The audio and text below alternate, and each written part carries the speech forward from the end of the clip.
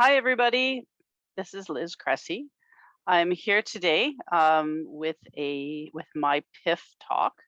That would be Pay It Forward with Life Coach University, and that can be reached at lifecoachuniversity.com. Life Coach University, you may or may not be familiar with, is on a mission to coach 1 million more people. It's bringing coaching to others for the mere price of a pay it forward or spread the love.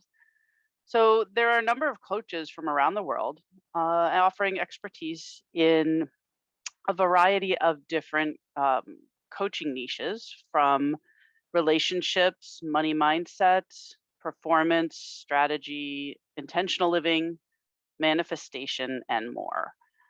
This week, in fact, coming up live, we have Restore You and Get What You Want with Coach Jody, How to Deal with Overwhelm with Coach Farana, How to Lose Weight Your Way with Coach Norma. There's also the daily PIF Talks. This month of June is with Chris Wheel. And we have this week a very first coaching course I think it started today. It's going from Monday through Friday. And that's pretty exciting. So head on over to Life Coach University and check those out. And you can check out replays as well. And pay it forward if you find value in what you're seeing today. We just ask that you pay it forward to the world in some way, whether that's offer a smile to somebody on the street, perhaps bring your neighbor's mail in, buy a coffee for somebody in line behind you. It doesn't have to cost anything, but it's just about spreading the love. And of course, we would love it if you would spread the word about Life Coach University. So before we get started today, I just want to let you know that I will be monitoring the Q&A box. So if you have any questions, if you have any comments, or if you would like to join into the conversation, please put those in the Q&A box. You can find those at the bottom down. There's either the chat or the Q&A. Please use the Q&A. I'm not versed enough to be able to manage both boxes. And for that, I do apologize. Anyway, again, let's get started. My name is Liz Cresci, and I am here today and wanted to bring to you some lessons for our graduates. And the reason I wanted to bring this to you today is it's graduation season. And what the catalyst of this for me was, it's a big graduation year in our family. We have 4 kids. They're all graduating something this year. We just came from one for our son in the military who graduated with his job training before he heads out to where they're shipping him to. We've had one son graduate from auto mechanics, one graduating as a teacher, and one will be graduating as a nurse. So it's really exciting. And I was thinking a lot when it came to doing my PIF talk today and the conversations that I've been having with them and things that I would like to impart to them. So I thought I would share that with you guys today. So there's a lot of conversation, I'm sure, as a parent you'd like to have with your child, and whether they're graduating from high school and going into college, or they're graduating college and stepping into adulting for the first time, we just want them to succeed. And they're such big chapters from one to the other. And it's time that, perhaps we can engage them in these conversations and open the doors for them so that they can soar, which is really what we want, right?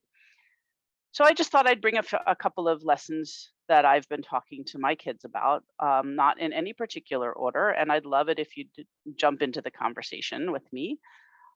So first, I tried to categorize them. So the first category I would say is be your own person. And that seems pretty logical, right? But there's certain things that, maybe they're not thinking about, or coming from the high school environment or even the college, friend group, from coming from the friend groups now into kind of learning live their own lives. I think be your own person is a really important lesson. And what I mean by this is uh, it's learning to be the best you can be at all times. And you know me, I love my quotes. So you'll hear a few today. Um, but stepping into being your best person, if you how you do anything is how you do everything. My kids have heard that forever.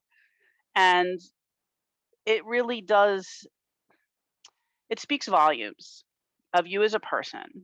If you're not going to always strive to be your best, then what are you striving to be, right? So if you can lay your head down at night knowing that you've given it your best effort, then what else can you ask for? If you show up with authenticity and integrity, it's a great start, right? Um, uh, Another one that I like to talk to my kids about is be more interested than interesting. Don't always try to be the exciting one in the conversation, especially now when they're getting out of college and into their life. They're going to be networking. How do you build your network? By meeting more people. And when you're meeting more people, you really want to be more interested in them and learn more about them than try to share more about you. And you'll find actually that people will think you're a great conversationalist if you are asking them questions and becoming more interested in who they are. And they'll remember you. And that's really what we need when we're networking, right? It's never too early to start your network. And as I've heard said before, I think it was Jordan Harbinger. I'm not sure if you're familiar with his podcast, but he has um, a networking course, and it's about filling your filling your trough before you're thirsty, right? So learning to meet people. You never know who you're going to meet today. You know that you may be able to help them down the road, or they can help you. Also important to speak up for yourself. I don't think our kids do this enough. And learning to do this, whether it's at work, with your friends, with your family, even, it's stepping into who they are. And as an adult, you need to learn how to communicate. Communication is the key to everything. And they should feel that they are honoring themselves with what they would like. So if they need to speak up for themselves at work, whether it's asking for a raise or asking for time off or projects or whatever that may be, if they're having a challenging conversation and they feel like things are going sort of off the rails for a moment, you can employ a lot of the techniques that were brought to us by Martin Rosenberg through his nonviolent communication um, course. And there are really four aspects of this. First is observe the situation. So talking to them about things that are happening that maybe they're not super happy with. Step back and observe the situation, and as if it was coming through a camera, as if you were watching it without the sound, just see what's happening. Kind of remove yourself from that. And then ask yourself, what exactly happened? Because we all know there's three truths. There's my truth, there's your truth, and there's what really happened. So when you're observing the situation, learn to identify the feeling within you. And this is us, again, talking to our graduates, right? So identify that feeling. What is it? As you watch the replay in your head, how does that make you feel? And when you've named that feeling, then you can take it a next step. And what is your need, or what is the desire? What do you want for yourself? Now that you know the feeling from the situation, what do you want to happen next? And then here's where the last part comes in, the request. So this is where you've already done sort of the inner questioning. You've observed the situation to really kind of get a good look at what happened. Then you identify the feeling within yourself. and identify what need or desire you have. And now you're going to formulate the request to the other person. What do you need or want from them to be able to satisfy that desire? And this can happen. I just had this conversation with one of my children recently with regards to friends. And it could be they feel like things aren't going, maybe they're not as tight into their friend group as they thought they were, or somebody didn't do something that your child expected of them, or they want to ask for something at work, or they're feeling like they're not valued, or they are just not feeling settled with something.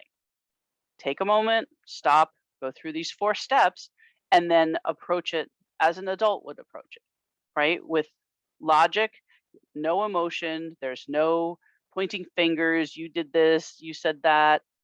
It's just, here's the facts, here's what I as a person need from you as a person. And we all want to help each other. So there's a good chance that they will be able to succeed and everybody will have a happy medium. So that's the part of standing up for yourself, um, speaking up for yourself. One of the things too, under be your own person, that I threw in here was decide to be happy now. So many of these kids today are growing up with social media. They're growing up in ways that I know I never grew up that way, and most people I know didn't have those experiences. And even I would say even some of my friends and myself, learning to understand that happiness is a choice and happiness comes from today. It's not a when then. So many people will say, "Oh, I'll just be happy when my baseball team wins. I'll be happy when I get a new car. I'll be happy when I get that job. I'll be happy when my child grows up and graduates college. I'll be happy when this. I'll be happy when that." The truth is, happiness doesn't happen in a when then. Happiness happens now. It's from the inside, and you choose to be happy or you choose not to be happy. So by dwelling on things, by dwelling on negative or ruminating about something that somebody did or a situation that happened, it can take you away from that happiness. And I've heard it said from, I think it was Tony Robbins had made a mention at some point about how no, people will hit the end of their life expectancy or their end of their life, and they'll never have satisfied all of the criteria to be happy when you look at the when thens. So bringing our kids from high school into college is a huge jump, and there's a lot of pressure from outside and everybody's feeling the same way. So when they can learn how to take control of themselves and to speak up for themselves and to approach it as an adult and to be mature about it, it's going to help them immensely. And when they're taking that step from college into the real world, like there has to be a shift. No, what happened in 3rd grade, what happened in 10th grade, what happened in sophomore year of college is not going to work well out in the working world. So just to review from where we are now, be the best you can be at all times. Always act with integrity and authenticity. Be more interested than interesting. Learn to speak up for yourself and use those 4 criteria, and decide to be happy now and not when then, right? Also, one of the lessons that I've always told my kids, and I think this is super critical as they move out of the school and into the adult life, into the work world. And that's the Jim Rohn quote, "You're the average of the 5 people you spend the most time with." So consider who you're giving your time and your energy to. Do they lift you up? Do they bring up positive energy and influence into your life? Do they do interesting things? Can you learn from them? Are you teaching them? If it's just the same people doing the same thing over and over again, is that who you want to be associated with, right? There's another quote in the same vein: show me your friends and I'll show me your future. So it doesn't mean you have to drop friends who've been friends forever who maybe aren't quite where you want to be in the future or heading in that direction, but it just means you start to place your focus elsewhere. And you can still maintain those relationships, but sometimes it's better, as they say, to feed them from a long spoon. Keep them a little bit, not so close in the inner circle, or not somebody that you spend as much time with, because we do gravitate towards um, like-minded people, right? And like people. And everyone has their own path. So, there's a poem that's sometimes attributed to Eleanor Roosevelt and sometimes to a gentleman named Brian Drew Chalker. And that's friends for a reason, for a season, or a lifetime. And it's helping our kids understand that people come in and out of our lives, and just because they were good friends years ago doesn't obligate us to continue that friendship in the same regard as we have before. And it's no reflection on whether they're a good person or they're not a good person, but we need to take the responsibility of surrounding ourselves with people who will help us get from here to where we'd like to go. The second aspect that I'd like to bring up to think about talking to our graduates about is the idea of curating your own life. Up until now, up until the end of high school or the end of college, our children have had their life curated for them, most likely, whether it was by the school or by us as the parent or by our community, or society at large, right? They are told what to do, when to do it, how to think, what to do, where they should be going, what they should be doing. So it's time for them to stop for a moment and take some stock about what's important to them and get super clear on who they are. And some of this is core values. Really important to know your core values. They're like a North Star. And, we talked about some of them that personally, and this is all individual, but one of the things I impress upon my kids, two of the things I impress upon my kids is authenticity and integrity. Integrity itself is by far one of the greatest assets a person can have. Another way to look at it is what you say is what you mean, and mean what you say, and your word is your bond, and being authentic and having that integrity means that your actions are going to reflect it in your words.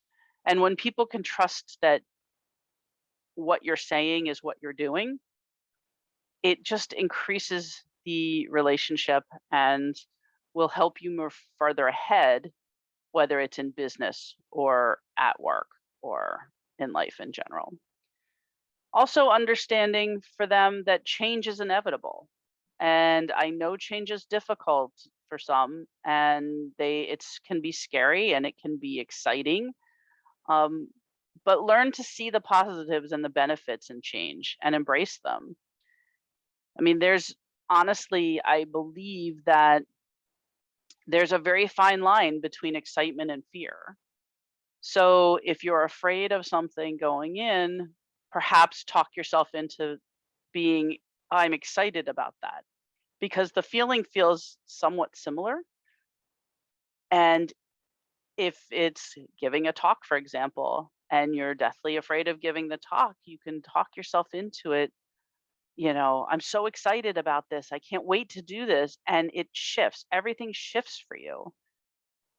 So it's good to bring these little nuggets and these little lessons. And obviously, please don't sit your children down all at one time.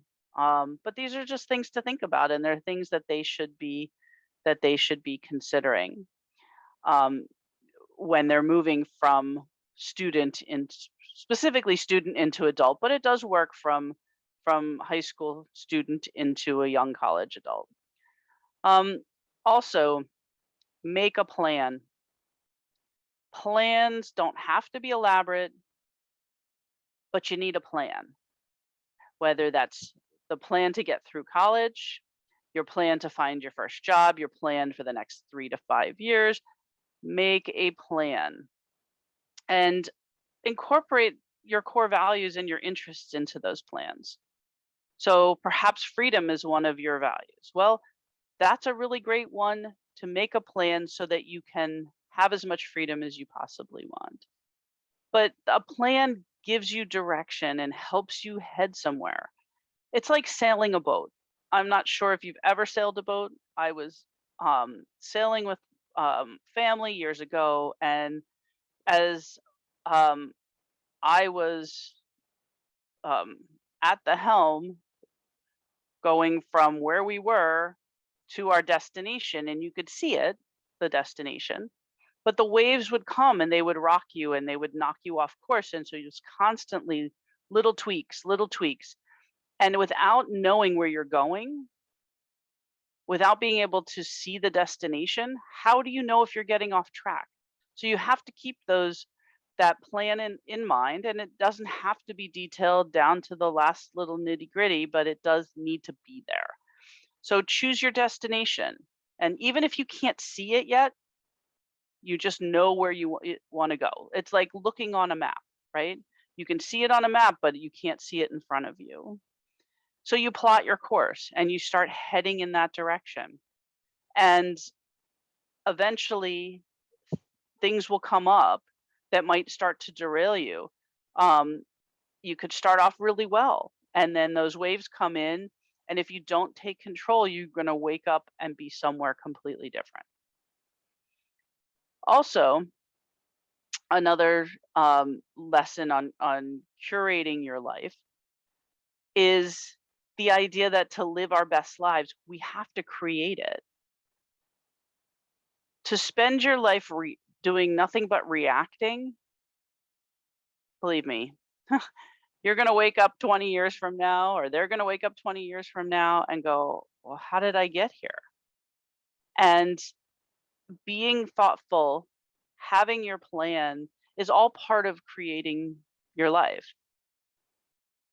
For example, Ben Franklin's famous for saying, if you plan to fail, you're failing to plan. Terence McKenna said, if you don't have a plan, you'll become some part of somebody else's plan. Honestly, I could not make this point more important for my kids, because if you think about it, how scary is that? You set out on your life only to become part of somebody else's plan. You give away everything because you don't want to take some time and decide what it is that you want out of this life. Jim Rohn, who I've mentioned before, said if you don't design your own life, chances are you'll fall into somebody else's plan. Again, the idea that there's more than one person saying this. There's proverbs and there's famous quotes and there's famous people and not so famous people. There's truth to this. So if you don't think about planning, you're going to end up working somebody else's plan. And I appreciate, I see that I have a comment here saying that everything that we're sharing here is exactly what I need to know when I was graduating from university. And you know what? That I thank you for saying that, because for me, when I sat down, as my kids are getting older, I sat down and went, what would I like to have known if I could go back 30 years? To be in their shoes and to understand some of these things, which is why I'm bringing it to you. And again, we could dive so deep on any one of these, but I'm hoping that you'll take some of these away and just have that conversation with your graduate or your child. I don't think there's any time that's too early to talk about any of these things. What are their values? Where do they want to go? How do they communicate to stand up for themselves? That's not an argumentative or confrontational way, but honors them and honors the people that they're having the conversation with. So the last area that I wanted to bring up, I call it all about you. And um, when you're talking to your child, and I'm thinking now of a conversation that I had with one of my daughters, and really understanding you as a person, or them as a person, you as a person. For example, your environment speaks volumes of your inner world. So your outer world is a reflection of the inner you. So don't wait to clean up your room, to get into those habits of being tidy, or everything having its place. And now that they're moving, especially those moving from college into their own apartments, they're going to be purchasing things, furniture, art, making their own art, whatever that is. Don't waste time. Unpack those boxes and hang those pictures up on the wall immediately. Get yourself settled. In fact, my family, we moved to a house not long ago, 8 or 10 years ago, and it didn't hit me until we were moving out recently that we never fully moved into it. There were still boxes we hadn't unpacked. There were plenty of walls with no art on it, and it never felt like a home. And that, in reflecting on that, it was so sad to me because we all knew it was a temporary place. And every place that you go, that you move into, should be your home. It should be your respite from the world. So, and in that, when they're creating their own space, they should be strategic about purchases, and trade out random leftover furniture and outdated bedding, collected along the way from high school and college and whatever, as they can, and purchase meaningful pieces, things that bring you joy. And it doesn't you don't the I don't even know how to impress upon folks, and my kids specifically too, that just because Aunt Bessie gave you something doesn't mean you need to hang on to it. It's we we saddle ourselves with things throughout the years, and if it's a piece that's meaningful, if it brings you joy, if you love using it, if you like looking at it, if it's a helpful piece of furniture, then fantastic, hang on to that. If it's not, please don't feel obligated to drag somebody else's stuff around with you for the rest of your life. We just left a home and we had 3 households worth of stuff sitting in boxes. Don't do this to yourself as a young person. Like, really think about, give everything a meaning in your life. Don't just drag it around because somebody told you to. And in that, it's learning early that it's the memories that matter, right? If it's something that's somebody gave you out of love and concern, take a picture of it, put it in a photo album, someplace you can look at it. If you're just going to stick it in a box or hide it in a cabinet, then perhaps it might serve somebody else better than it's serving you. So don't be stingy, and don't feel like you're saddling yourself with things like that. It's got to bring you joy. And don't in the same vein, don't hang on to things or purchase new things just because.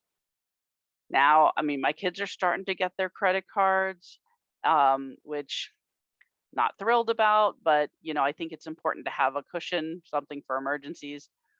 But don't just purchase something to purchase something. Give it a purpose and get into the habit of something in, something out, right? Less is definitely more. I can tell you from experience, I have moved more than 50 times in my life, and I'm not joking. And I have lost plenty of friends over those moves. So keep things that you need, buy things as you need them, make sure you cycle things in and out. Don't hold on to things just because. And if you haven't used it in a year or so and it's less than about $50 to replace, send it on to somebody that could really use it. So, kind of bringing all of this together, and I'm going to say this next point is probably the biggest point that I could make to my children, and I certainly hope that you think about this and bring it to your kids, if not to yourself. Just because you think it doesn't mean it's true. Our brains are like untrained dogs or drunk monkeys, as I like to say, that if they're left unattended, they're going to wreak havoc in your life. That increasing our mental fitness is super important, and learning that it's never too late to understand what's truly going on in our heads and how parts of our mind will sabotage our lives regularly under the guise of helping us out. So, time to take control, time to get control, take back control, and move to a place of wisdom and understanding. And in that, learn to coach yourself through things. Because there's going to be times where we're not going to be there for our kids because they're living in a different place, or they're no longer in our home, or they're in a different town, or whatever that may be. And it's time, if I had only known when I was young that I could coach myself, that would have been a game changer for me. And I'm not sure if you're familiar with Marissa Peer, but she's a terrific um, coach and therapist. Rapid transformational therapy, I think, is her thing. But according to her, there's only three things that people suffer from. And it may be one of them, it may be none, two of them, or all three of them. I'm not enough. It's not available to me, and I'm different. And if you stop for a moment and if you teach your kids to think about which one of these are some of their challenges coming from, then they can, looking deeply at themselves, they can see which one of those fits, right? And then it's learning to challenge those thoughts, asking the questions like, where do they come from? How did other people in your life view people who did X, Y, and Z? Let's say it's I've always wanted to run a marathon, but I never get to the gym. And then I just, time goes away and I forget. And then I wake up one day and I'm like, well, I wanted to run a marathon. Perhaps that's me thinking that it's not available to me. So you have to look underneath the kind of the symptoms, if you will, and understand why you think that, and then challenge them, because beliefs that are challenged will tend to go away. And that is just, if you get nothing else out of today, I I just beg you to talk to your children about challenging the thoughts and the ideas in their head, and in the I'm not enough realm, about the way they talk to themselves.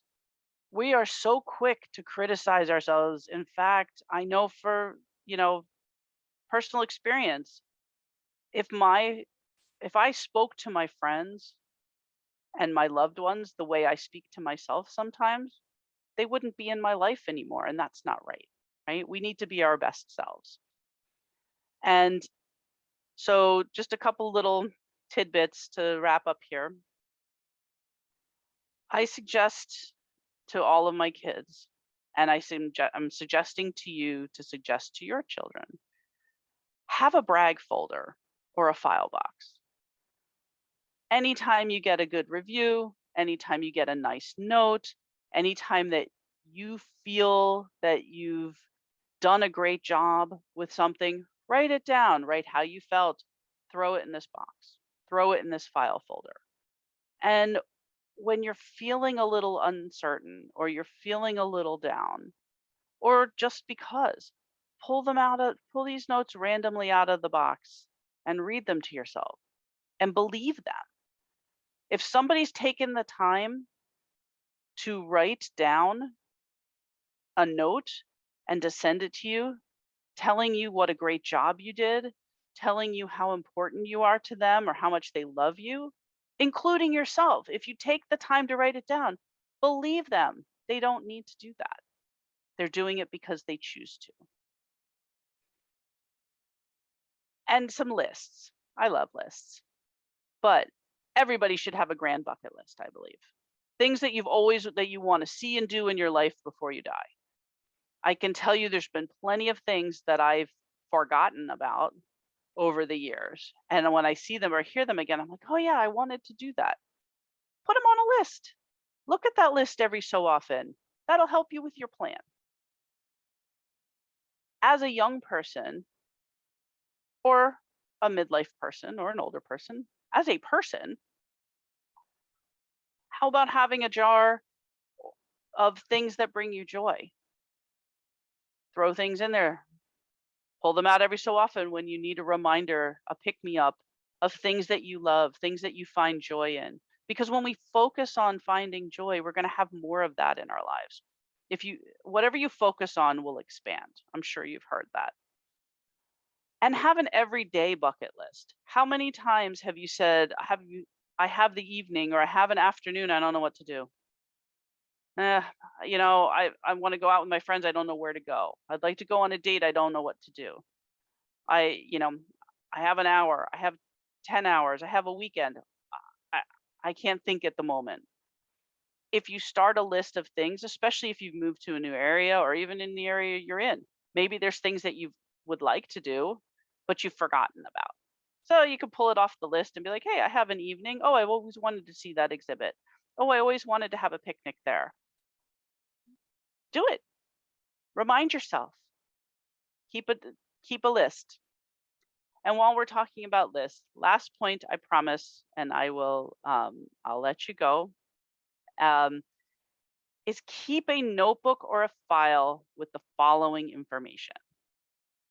Every address, telephone number you've had since you were the age 18.